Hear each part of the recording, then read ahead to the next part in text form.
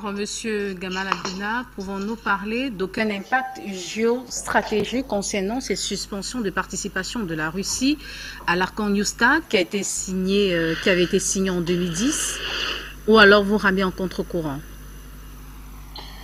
C'est juste une suspension, hein. Les Russes sont évidemment en froid avec les États-Unis, donc les accords qui étaient les successions d'accords SALT, START et tout, etc.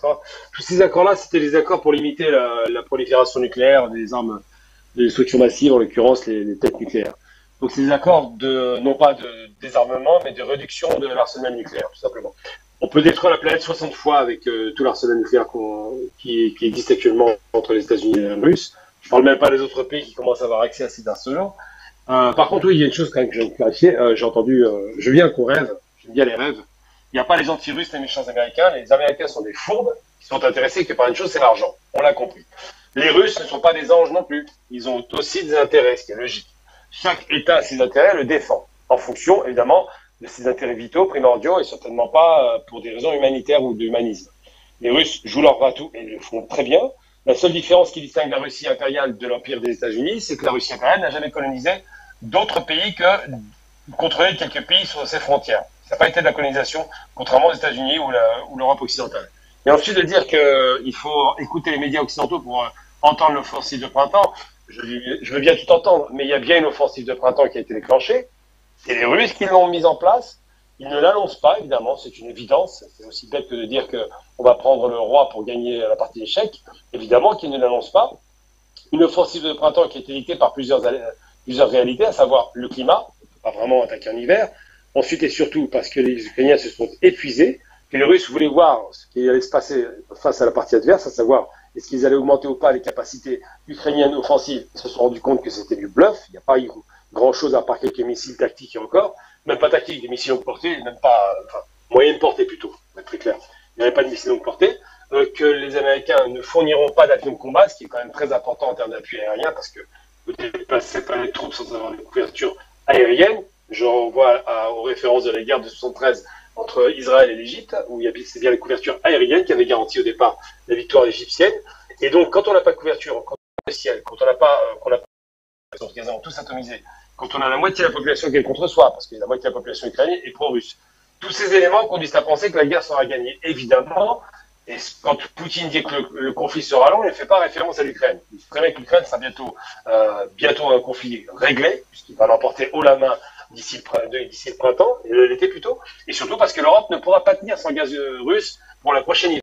Le gaz russe les réserves de gaz, c'est ce qu'on appelle les réserves stratégiques européennes, sont quasiment toutes épuisées alors que l'hiver a été doux, mais ils savent parfaitement que s'il faut affronter un prochain hiver, c'est soit se ruiner avec l'importation de GNL américain, ou simplement payer au prix de l'or du gaz détourné des Russes qui est réexporté par d'autres pays comme l'Arabie et j'en passe et des meilleurs.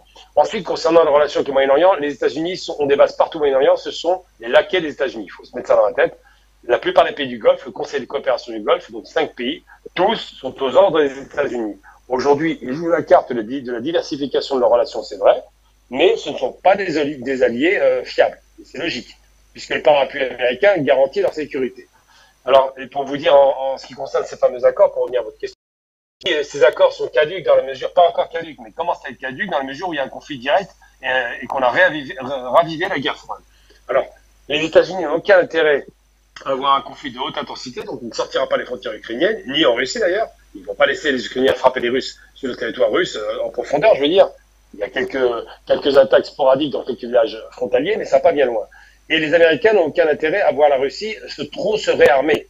Parce qu'évidemment, une Russie réarmée, c'est une Russie qui courra à la recherche des marchés en Afrique et à la sécurisation de certains États africains. On le voit avec l'affaire, évidemment, de la Centrafrique, du Mali, sans doute, bien puisque les Français ont été éjectés aujourd'hui, sans doute, on en reparlera certainement tout à l'heure, de ce qui se passe, évidemment, au Burkina Faso. Mais tout ça pour dire que ces accords cadres, SALT 1, SALT 2 et tous les accords START qui ont suivi ces accords de réduction de l'arsenal, c'est de la réduction, c'est pas des accords de démilitarisation.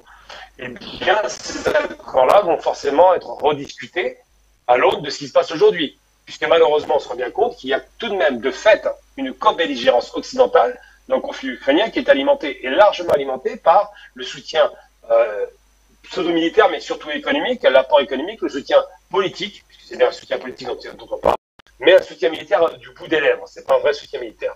Je rappelle simplement pour rappeler un rapport de force, c'est quand les nazis attaquent la Russie, ils envoient 6000 blindés et véhicules blindés lourds et légers, 2500 avions de combat, 3 millions d'hommes. Voilà qu'est-ce qu'ils utilisent pour attaquer la Russie dans l'opération Barbarossa. On est très loin aujourd'hui de ce qui est promis par l'Occident. 300 blindés, ça tient quoi? Un mois, pas plus. Donc on ne peut pas comparer l'incomparable, évidemment, mais il y a tout de même quelques similitudes. Ensuite, concernant la longue bataille, la longue guerre entre la Russie et le reste de ce qu'on appelle aujourd'hui l'Occident, donc le reste des pays européens, ça a duré depuis très longtemps. Enfin, en Europe, on se faisait la guerre de partout et tout le temps. Je veux dire, l'Espagne, tous les empires se faisaient toujours la guerre, au hongrois, germanique, russe, anglais, français, espagnol, bref. Donc ça, c'est une question de la durée, effectivement, la profondeur historique existe, mais ça, c'est pas ce qui motive aujourd'hui les relations Est-Ouest. Les relations Est-Ouest sont ravivées par une guerre froide qui ne dit pas son nom, mais qui est remise au tapis. Et la différence fondamentale entre la guerre froide et ce qui se passe aujourd'hui, c'est que les cartes et les lignes ont bougé. Les pays qui étaient en retard technologiquement ont rattrapé leur retard. Les capacités militaires offensives des pays de l'Est, en l'occurrence, donc je parle de la Russie et des Chinois, et ça va de soi les Iraniens qui rentrent dans la boucle, ces capacités militaires et ces capacités technologiques sont largement compensées aujourd'hui, et les capacités financières que n'ont pas les Occidentaux, qui sont en perte de vitesse, eh bien, eux, ils les ont. Ils ont à la fois les armes et les capacités, la logistique et les capacités financières. Donc, ces pays peuvent faire des guerres qui durent longtemps. L'Occident ne peut pas faire des guerres qui durent longtemps parce qu'elle s'épuise les Russes en 80 dans une guerre de longue durée.